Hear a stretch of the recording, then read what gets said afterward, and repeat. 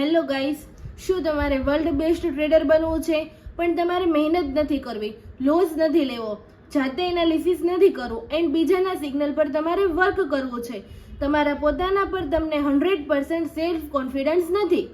પણ બીજા ટ્રેડરના સિગ્નલ પર, એમના સપોર્ટ રેઝિસ્ટન્સ પર તમને ટ્રસ્ટ છે, એ લોકો એક બે સિગ્નલ પ્રોવાઈડ કરે છે તો તમે એના સિગ્નલ પર વર્ક કરો છો, તો તમે ક્યારેય ટ્રેડર નહીં બની શકો. જો તમારે વર્લ્ડ બેસ્ટ ટ્રેડર બનવું હોય તો જાતે મહેનત કરો, જાતે પોતાનું એનાલિસિસ કરો એન્ડ પોતે સપોર્ટ રેઝિસ્ટન્સ મૂકતા શીખો એન્ડ ધેન સૌથી પહેલાં તમારે પોતાના પર સેલ્ફ કોન્ફિડન્સ રાખવો પડશે. જો તમે તમારી જાત પર સેલ્ફ કોન્ફિડન્સ રાખશો તો 100% તમે ટ્રેડર બની શકશો એન્ડ 24 અવર માર્કેટને વોચ કરો.